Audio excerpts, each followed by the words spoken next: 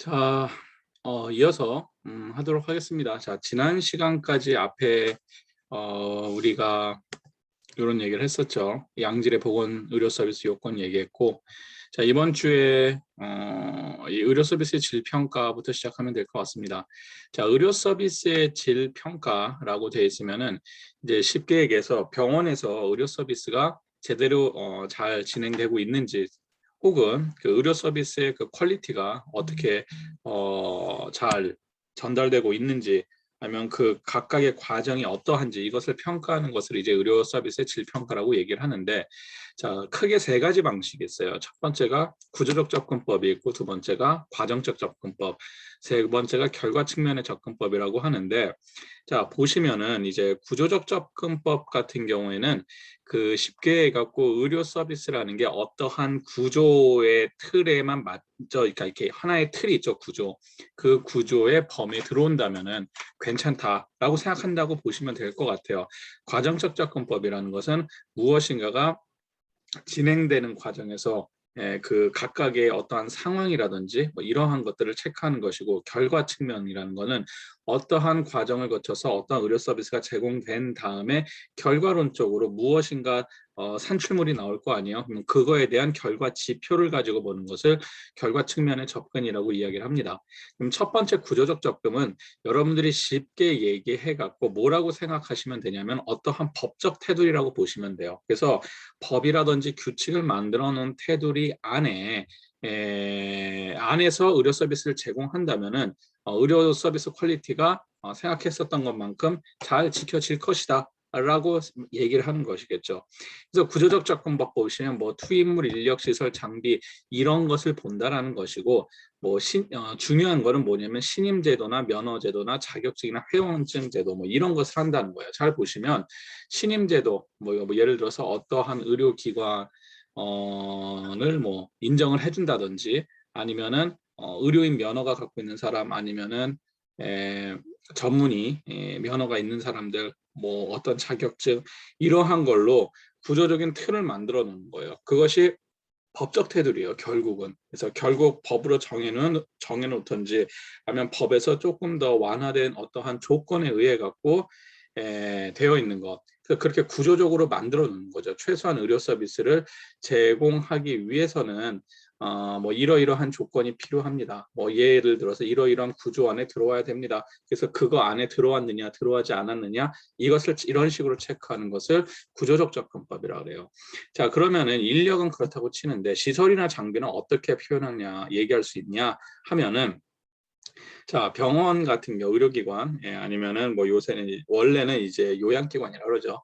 근데 그 중에서도 이제 의료기관, 병원급들을 이야기를 할 때 병원의 어떠한 침상이라든지, 아니면 바닥이라든지, 벽이라든지, 뭐 페인트는 어떤 종류를 써야 되고, 이런 식으로 딱 만들어져 있는 구조가 있단 말이에요. 그래서 그것을 지켰느냐 지켜지 않았느냐, 보통 그런 식으로 평가를 합니다. 그래서 구조적으로 만들어져 있는 무엇인가의 조건을 지켰느냐 지키지 않았느냐, 그래서 그것을 넘었으면은 질평가에서 오케이가 되는 것이고, 그 조건에 미치지 못한다면은 보완을 해야 되겠죠. 자, 그런 식으로 이제 보는 것을 구조적 접근법이라 그래요. 두 번째, 이제 과정적 접근법은 진료의 모든 단계를 본다라고 보통 이렇게 되어 있는데, 내부 자발적 및 외부 평가, 그래서 크게는 내부 평가와 외부 평가가 있어요. 자, 내부 평가는 어떤 병원이 있으면 병원 내에 이 평가단을 조직을 해요. 그러니까 쉽게 해서 뭐 진료부 인력 몇 명, 행정부 인력 몇 명, 뭐 이런 식으로 해서 내 자발적으로 만든단 말이에요. 자, 그래서 평가하는 것을 내부 평가. 외부에서, 아니면 뭐 의협이라든지 병원협회라든지 이런 외부 단체에서 와서 평가해 주는 것을 외부 평가라고 이야기를 합니다. 자, 의료 이용도 조사라든지, 뭐 임상 진료 지침이라든지 뭐 이렇게 되어 있는데, 자, 과정적 접근은 뭐냐 그러면은 진료의 이 뭐 임상 진료 지침 뭐 이렇게 되는데, 쉽게 생각하셔갖고 이렇게 생각하시면 될 것 같아요. 어떠한 그 병원 내에서 운영되는 과정에 따라서 각각의 매뉴얼이 되어 있어요. 매뉴얼이 있는데, 이 매뉴얼을 통해서 진료를 이제 표준화시키는 작용을 하는데, 이런 것이 매뉴얼대로 잘 진행되고 있느냐, 그리고 각각의 과정에서 부족한 것이 있을 경우에는 보수 교육이라든지 내부 인력을 이용한 보수 교육이라든지 외부 인력을 이용한 보수 교육이라든지 뭐 이런 식으로 각각의 과정 사항을 체크한 다음에 그 체크한 것에 따라 갖고 체크하고 교육하고 평가하고 이렇게 진행되는 것을 과정적 접근이라고 이야기를 합니다. 자, 마지막으로 결과적 접근은 말 그대로 지표로서 보여주는 거예요. 그래서 사망률, 이환율, 뭐 퇴원시 상태, 그래서 무슨 률자가 많이 붙을 거예요. 그래서 일반적으로 결과적 측면의 접근법은 숫자로서 표기를 하죠. 고객 만족도 조사 5점 만점에서 우리는 몇 점이냐. 의료 서비스 평가를 했을 때 의료 서비스 평가 중에서 사망률이 몇 %고 이환율이 몇 %고 원내 감염률이 몇 %고 자, 이런 식으로 지표들이 있단 말이에요. 그러면 그거를 퍼센티지로서 보는 거예요. 그래서 쉽게 해서 우리가 상급 종합병원이면 상급 종합병원 동네 우리의 경쟁병원들이 고객 만족도 조사를 해보면 평균 5점 만점에 뭐 4.2가 나온다. 근데 우리 병원이 계속 3점 뭐 몇이었더라, 3.8이었더라. 그러면 우리가 0.4라는 수치만큼 낮잖아요. 경쟁병원에 비해서. 그렇다라는 건 뭐야? 고객 만족이 경쟁병원에 비해서 떨어진다라는 것이겠죠. 그냥 무엇이 수치를 많이 깎아먹는가 조사를 해요. 조사를 한 다음에 알고 봤더니만 급식이 너무 안 좋더라든지 입원 환자들이 병원밥에 대한 만족도가 너무 떨어진다. 그러면 그것을 바꾸면 되겠죠. 이런 식으로 활용을 한다는 거예요. 자, 의료 서비스 평가 같은 경우에도 환자들이 왔는데 예를 들어서 우리 병원에서 그 원내 감염률이 굉장히 높더라. 이 원내 감염이라는 것은 외부에서 감염되는 게 아니라 수술이라든지 어떠한 상황, 수술실에서든지 아니면 병원 내에서 감염되는 현상을 말해요. 원내 감염률이 경쟁병원보다 높다. 그 얘기는 무엇이냐면 우리 병원에 무엇인가 문제가 있다라는 거예요. 그 감염을 차단하는 데 있어 갖고 어떠한 프로세스나 아니면 기기든 장비든 무엇인가에 문제가 있다라는 거야. 그래서 그런 거를 파악을 해갖고 우리 의료 서비스 질이 떨어지는 것 중에서 의료 서비스 평가를 수치를 보니까 원내 감염률이 타 경쟁 병원보다 월등히 높더라. 그러면 무엇이 문제일까? 그래서 그런 거를 고쳐 나가는 거예요. 그래서 결과 측면 같은 경우에는 주로 이제 이 수치를 갖고 통계 수치를 이용해서 하죠. 뭐 진료 결과를 뭐 평가하기도 합니다. 그래서 뭐 이환율, 사망률, 합병증 지표 뭐 이런 그래서 병원 통계라는 게 따로 있어요. 그래서 병원 통계 보시면 쫙 나와요. 무슨 병상 이용률부터 해갖고 뭐 원내 감염률 아까 얘기했었던 것도 하고 뭐 요새는 그 저기 뭐죠? 항생제, 처방률, 뭐 별하별 수치들이 많이 있거든요. 그래서 그런 거를 가지고 이제 접근을 하는 방식을 결과 측면의 접근이라고 보시면 됩니다. 아시겠죠? 그래서 쉽게 생각하시면 구조적 접근은 어떠한 조건을 만들어 놓고 그 조건을 그 법이나 아니면 규칙이나 이런 것을 얼마만큼 우리가 따라가느냐 뭐 이런 거라고 보시면 되고요.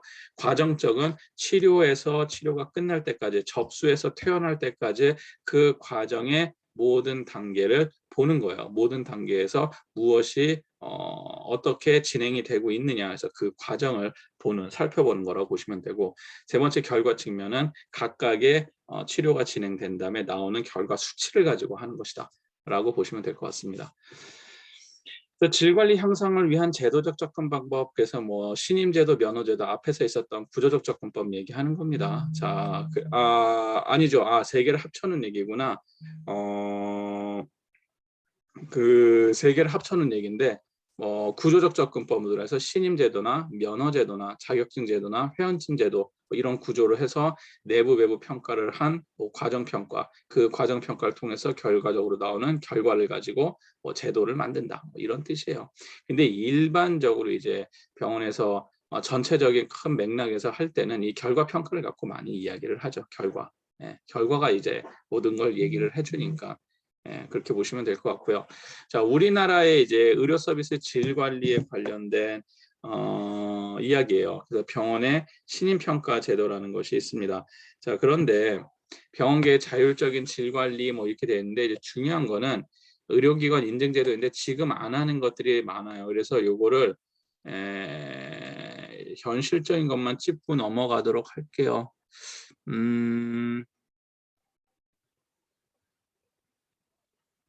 이거 바뀐 걸로 했구나. 신입평가는 넘어가셔도 되고요. 뭐 바뀌었어요. 이게 다 바뀌어서 지금 의료기관 인증제였다가 또 인증제도로 변하고 했었거든요. 그래서 인증제도만 보도록 합시다. 여기 두 번째 보시면 의료기관 인증제도라고 되어 있는데 의료기관 평가인증원을 설립해서 의료기관의 자율신청에 의한 의료기관을 인증하는 거예요. 그래서 인증을 하면은 이런 마크를 줘요. 금색 딱지를 준단 말이에요. 이거 봤을 거예요. 예, 막 버스에도 붙어 있고 그렇죠.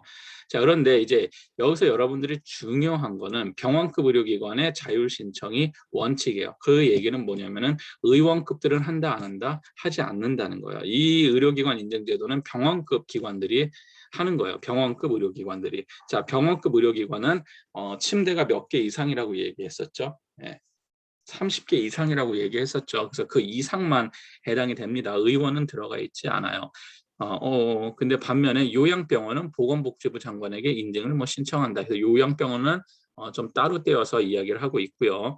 자, 의료기관 인증 조사 기준은 전체 4개 영역으로 본대요. 그래서 뭘 보냐 그러면 기본 가치, 환자 진료, 행정관리, 성과관리 체계 이런 식으로 봐서 행정적인 측면과 의료적인 측면 두 개를 다 봅니다. 그리고 13개의 장으로 돼 있어서 환자 안전, 의료질, 향상에 얼마나 노력을 했느냐, 환자 관리, 진료 체계, 조직 운영, 감염 관리. 이 감염 관리가 원내 악화 감염 얘기하는 거고 임상질 지표 등 뭐 이런 것들이 쭉 있어요. 그래서 이 내용까지는 지금 여러분들이 외울 필요는 없어요. 솔직히 막 시험으로 내면 이런 거 막 많이 내거든요. 의료기관 인증제도 할 때 의료기관 인증 조사 기준은 무엇이냐라고 하는데 뭐 그냥 넘어갈 건 아니지만 그래도 한번 여러분들이 외우게까지는 제가 시키지 않을게요. 외우게까지는 시키지 않지만 한번 심도 있게 읽어보세요. 크게는 4개 영역이야. 기본 가치에 관련 거, 보건의료에 관련된, 그리고 환자의 진료에 관련 거, 그리고 행정관리, 그리고 그것에 환자 진료와 행정관리를 통한 성과관리를 어떻게 하느냐, 뭐 요게 큰 거고 13개의 자세한 파트는 환자의 안전, 자, 환자에 대한 어떤 그런 거에 대한 관심이 자꾸 넘어가 되게 중요하죠. 그래서 환자의 안전이라든지 의료 질을 향상시킨다든지 환자의 권리 및 진료 체계라든지 조직 운영 및 감염, 그러니까 병원 내적인 거, 환자, 병원의 조직적인 측면 이런 것들도 다 평가한다는 거예요. 자, 의료기관 인증 기준을 보시면 환자의 권리와 안전 첫 번째 들어가죠.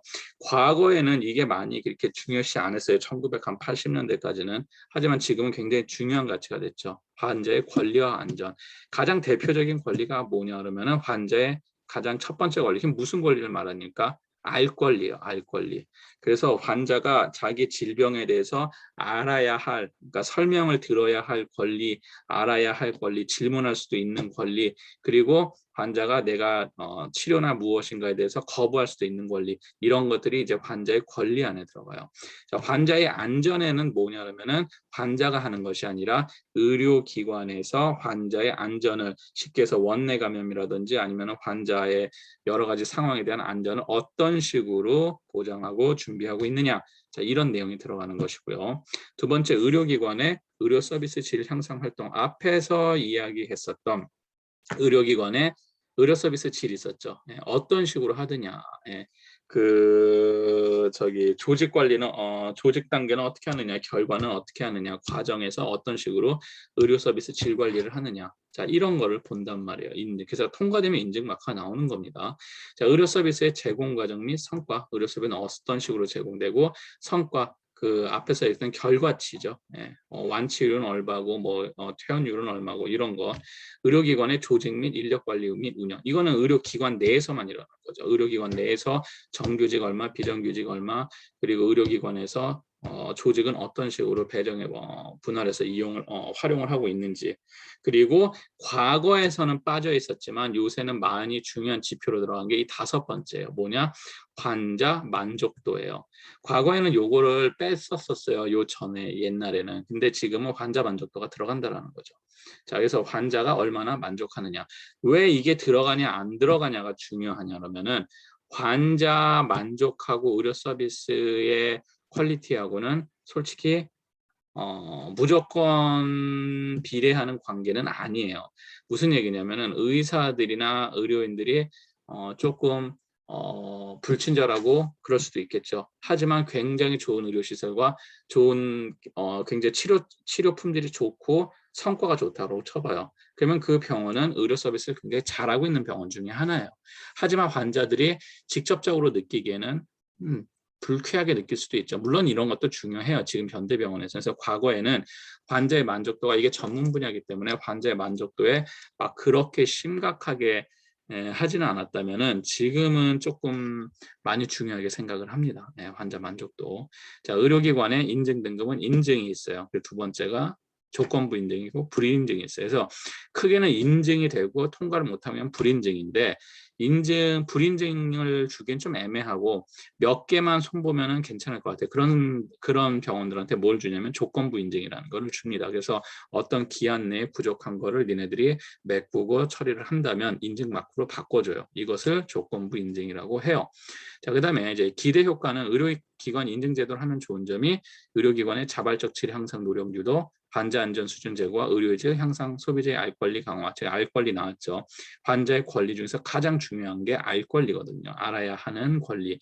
그래서 이제 의료기관 인증 제도를 하면 좋다라는 거는 장점은 기대 효과는 이것을 하면은 의료기관이 조금 더 신경을 쓸 것이다.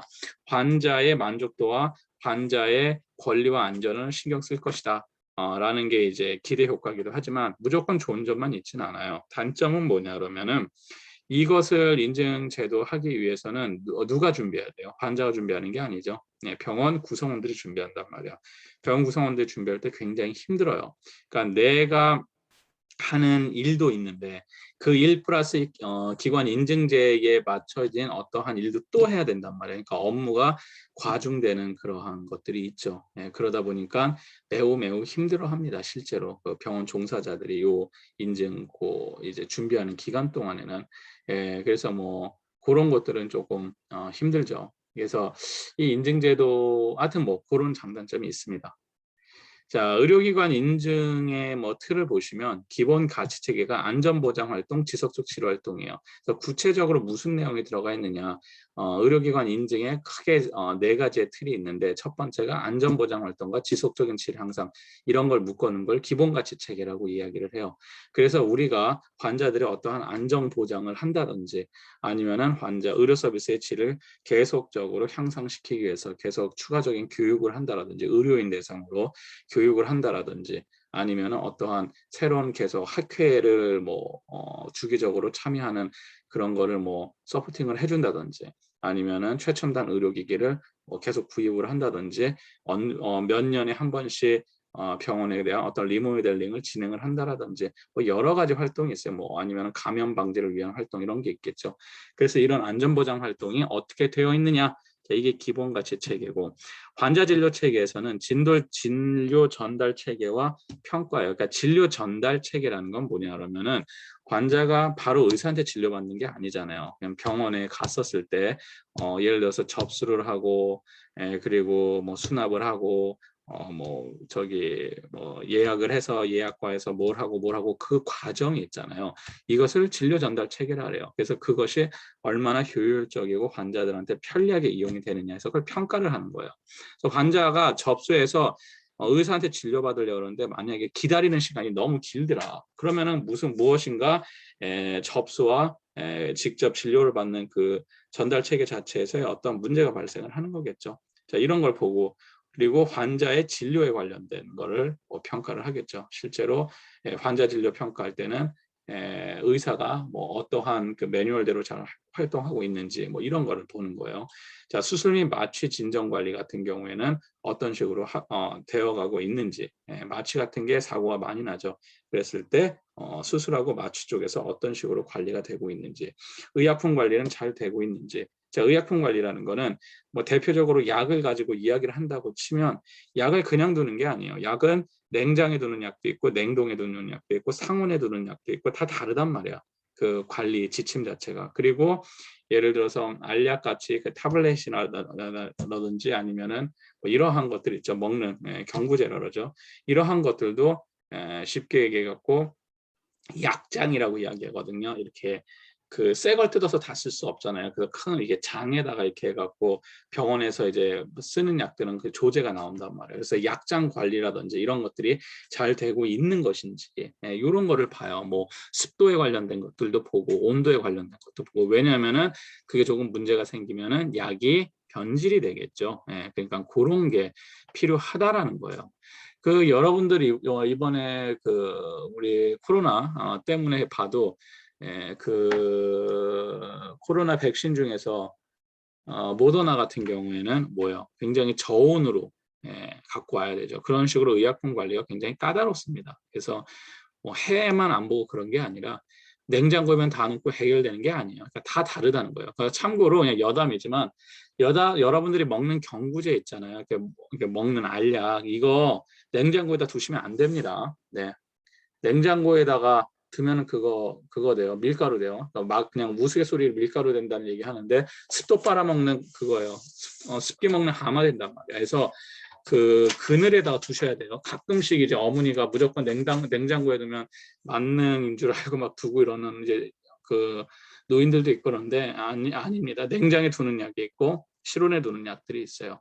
자, 어쨌든 그런 게 있고 환자의 권리 존중 및 보호가 되고 있느냐, 환자의 권리가 존중이 되고 있느냐, 환자의 권리가 보호되느냐. 여기서 말하는 환자의 권리라는 것은 가장 대표적인 게 환자가 알 권리, 그죠? 알아야 할 권리가 되느냐. 환자가 궁금해서 물어보는데 아예 다 그런 게 있어요 라고 무시하고 넘어가느냐. 아니면 환자가 환자의 정보를 보호받을 권리가 있는데 환자의 정보가 함부로 노출이 되느냐 뭐 이런 식의 것들을 평가를 한다라는 거죠. 자, 그 다음에 지원 체계 관련된 거 보면 경영 및 조직 운영은 어떤 식으로 운영이 되고 있고 인적 자원 관리는 어떻게 하고 있고 쉽게 해서 이쪽 부서에서 이 정도의 인력이 있어야 되고 정규직 이 정도 있어야 되는데 그 인력을 돈을 아끼겠다고 다 뭐 외주를 준다든지 비정규직을 사용한다든지 뭐 이런 식으로 이제 인적 자원 관리를 또 평가를 합니다. 그리고 그 가장 중요한 것 중에 하나가 감염 관리예요. 병원에서는 감염이 관리를 어떻게 하느냐. 왜냐하면 병원이 실제 뭐 바이러스나 세균이나 제일 많죠. 환자들이 득실거리고 그리고 뭐 슈퍼박테리아나 이런 것들이 나오는 곳이 다 병원이죠. 왜냐하면은 병원에서 항생제를 쓰고 온갖 균과 바이러스가 존재하는 곳이니까. 그래서 감염 관리를 어떤 식으로 잘 하고 있느냐 굉장히 중요한 것 중에 하나예요. 병원에서 감염 관리가 잘 안 되고 버리면 진짜 재앙이 될 수 있어요. 그 인류한테. 그렇기 때문에 이 감염 관리가 굉장히 중요한 내용입니다. 그래서 안전한 시설 및 환경 관리는 어떻게 되고 있느냐. 다음에 의료 정보 의무 기록 관리. 이건 뭐예요? 환자에 대한 정보죠. 이거 그리고 환자가 들어와서 나갈 때까지 기록한 의무 기록. 자, 이런 걸 이제 MR이라고 표현을 합니다. 메디컬 리코드라고 그러는데 이 메디컬 리코드에 관련된 것이 얼마나 제대로 관리가 되어가고 있느냐. 과거에는 이게 다 종이로 써 있었어요. 그래서 종이로 써서 방에다가 막 이렇게 차트를 집어넣고 했단 말이야. 차트 같은 거. 근데 지금은 그렇게 안 하죠. 지금은 그 데이터로서 운영을 하죠. 그래서 그런 게 이제 어떻게 관리가 되고 있느냐를 판단을 하고요. 그 다음에 이제 성과 관리 체계라 해서 성과에 관련된 그러한 이제 관리, 병원에서 나오는 어떤 성과 관리에 관련된 내용을 뭐 이야기를 할 것이고. 자, 이거는 이제 보통 어떤 식으로 하느냐. 그래서 뭐 신청서를 제출해서 뭐 인증 조사를 하고 뭐 접수 결과를 의료기관에 통보를 하고 뭐 서면 및 뭐 현지 조사 뭐 이렇게 쭉 되어 있는데 요거는 그냥 여러분들 한번 읽어보시면 좋을 것 같습니다. 원래는 굉장히 중요한 내용이에요. 중요한 내용인데 지금 단계에서 여러분들이 보건행정학과도 아니고 그러다 보니까 요것을 아주 자세히 말하기에는 좀 그럴 것 같고요. 네. 한번 읽어보시면 좋을 것 같습니다. 자, 그 다음에 이제 중요한 건 요거예요. 인증 등급 및 인증 기간이에요.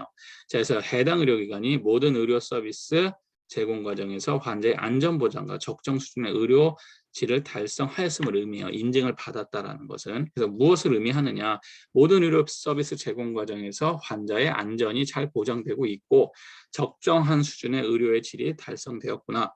자, 중요한 건 뭐가 중요하냐면은 기간이에요. 그래서 인증을 받으면 얼마간 유효하냐 그러면은 4년간 유효한 거예요. 그러면은 4년이 지나면 다시 받아야 되겠죠. 그렇죠? 네, 그렇게 보시면. 그래서 인증 기간은 반드시 기억해 두시기 바랍니다. 자, 조건부 인증은 질 향상을 위해서 노력했으나 일부 영역에서 아까 제가 얘기했던 것처럼 인증 수준에 다소 못 미쳐요. 조금 부족해요. 그랬을 때 못 미치는 기관으로서 향후 부분적 노력을 통해 인증을 받을 수 있는 가능성이 있는 경우 1년이라는 건 뭐냐면은 조건부 인증 기간을 1년을 줘요. 그러면 1년 내에 부족한 거를 메꿔요. 그럼 다시 1년 후에 평가를 해요. 그래서 인증을 받던지 아니면 계속 부족해갖고 불인증이 되든지 되겠죠. 근데 일반적으로 조건부 인증이 떨어진 데는 거의 다 인증을 받습니다. 그것만 메꾸면 되기 때문에 자 이런 식으로 되어 있다라고 보시면 될 것 같고 인증 마크 도안은 이렇게 돼 있어요. 그래서 여러분들이 학교에서 다니시면서 이제 버스나 이런 거 잘 보세요. 병원 들어가는 버스들 이런 거 보면 요거 붙어 있을 거예요. 인증 의료기관 이렇게 붙어 있습니다. 날짜하고 붙어 있으니까 한번 잘 자세히 보시기 바래요. 지금 한국에 있는 대부분의 종합병원은 대부분이 아니라 모든 종합병원은 다 이제 인증 의료기관 마크를 달고 있을 거예요. 거의 이제 의무로 되어 있기 때문에 자, 이렇게 되어 있을 거다 보시면 되겠습니다. 자, 그래서 건강보험 심사평가의 심사평가 제도가 이제 그 다음에 나왔는데 여기서 말하는 건강보험 심사평가, 심평원의 심사평가 제도는 어떠한 거냐면 환자에 대한 서비스 질이 아니에요. 잘 보시면은 여기 보시면 청구된 진료비에 대한 심사를 통해서 진료가 적정하게 이루어졌는지에 대한 평가를 실시. 그래서 여러분들이 줄을 딱 하나 친다면 어디다 줄을 치셔야 되냐면은 진료가 적정하게, 그래서 적정에다가 줄 치시면 돼요. 진료 적정이에요. 그래서 건강보험심사평가원의 심평원에서 평가하는 거는 환자한테 얼마나 좋은 서비스를 줬냐, 환자를 만족시켰냐 이걸 평가하는 게 절대 아니에요. 뭘 한다? 적정성 평가예요. 한마디로 얘기하면 적정성 평가예요. 적정한 거는 돈에 대비해서 적정한 서비스를 했냐는 거예요. 그래서 의학학적 면과 비용적인 측면, 그래서 두 가지가 들어요. 의약학적인, 약국도 들어가죠. 그래서 의학학적 면과 또 줄치면 이거하고 비용 교과적인 면, 그래서 비용, 돈이 들어간단 말이에요. 면에서 진료가 적정 또 나오죠. 그래서 의약학적, 비용 효과적, 진료 적정성 평가요. 그래서 적정하게 이루어졌는지를 평가하여 의료기관에 그 결과를 알려줌으로써 의료의 서비스 질을 향상하고 도모한다라고 하는데 의료의 서비스 질 향상보다는 부적절한 진료의 최소화, 진료의 오남용 예방, 효과 대비 경제적인 진료 권장에서 줄 하나 치면 경제적인 진료 권장이에요. 그래서 줄여서 얘기하면은 심평원에서 하는 심사평가제는 병원이 어느 정도 좋은 서비스를 제공합니다. 이걸 평가하는 것이 아니라 이거는 항상 적정성 평가는 계속 이루어지고 있어요. 병원에서 왜 이게 이루어지냐면은 시간이 그래도 이것까지는 해야 돼. 병원이 뭐예요? 병원에서 이제 진료를 해서 하면은 돈을 환자가 다 내요. 안 내죠. 환자가 뭐 20% 이하부터 한 40%, 많게는 뭐 50%까지 환자가 내죠. 그럼 나머지 돈은 누가 내요? 나머지 돈은 국민건강보험공단에서 내야 되잖아. 그러면은 의료기관이 어떤 식으로 문제를 일으킬 수가 있어요? 어차피 환자는 돈을 많이 안 내기 때문에 환자한테 예를 들어서 한 번 꼬맬 거를 10번 꼬매갖고 진료비를 뻥튀기 시킬 수가 있겠죠. 자, 그걸 막기 위해서 만든 게 심평원에서의 심사평가제도예요. 그래서 여기서 적정성 평가라는 거는 병원에서 니네가 너무 돈을 아껴갖고 치료를 했으니까 환자한테 너무 서비스가 적었어. 그러니까 더 많은 서비스를 해. 이렇게 해갖고 빠꾸되는 경우는 없어요. 그러면 어떻게 하느냐? 과잉 진료를 막기 위해서 만든 것이 이 심사평가 제도예요. 과잉 진료 방지예요. 쉽게 얘기하면. 병원에서 한 번만 해도 될 거를 돈 벌기 위해서 5번, 10번 약을 바른다든지 뭐 쉽게 얘기해갖고 쓰지 않아도 될 약을 쓰고 쓰지 않아야 될 진단기기를 썼다든지 이런 거를 통해서 보험료가 많이 빠져나가는 것을 방지하기 위해서 하는 것이 심평원의 심사평가 제도다. 그것을 뭐라고 얘기하나? 적정성 평가라고 얘기한다. 좋게 얘기해서 효과 대비 경제적 진료 권장이다. 경제적이라는 게 가장 핵심 내용이라고 보시면 될 것 같습니다. 자, 병원 자체 질관리 사업은 이거는 그냥 굳이 제가 설명 안 해도 되고 각 병원별로 해요. 근데 병원 자체에서 질관리하는 이유 중에 하나는 첫 번째, 환자가 병원에게 만족도를 주기 위해서요. 만족도를 줘서 우리 병원을 자주 이용하게 하는 것. 두 번째는 외부 평가. 원래 그 첫 번째보다 두 번째가 더 큰데 외부에서 평가가 있었을 때 그것에 대한 어떠한 그 기준을 맞추기 위해서 하는 것들도 있고요. 그래서 요건 한번 읽어보시면 여러분들이 중요한 거는 요 세 번째 건강보험 심사평가원의 심사평가 제도는 앞에서 얘기했었던 인증 하고는 다른 내용이더라라고 생각하고 이해하시면 좋을 것 같습니다. 자, 그러면 잠깐 끊었다가 마저 뒤에 연결해서 하도록 하겠습니다. 네, 잠깐만 끊을게요.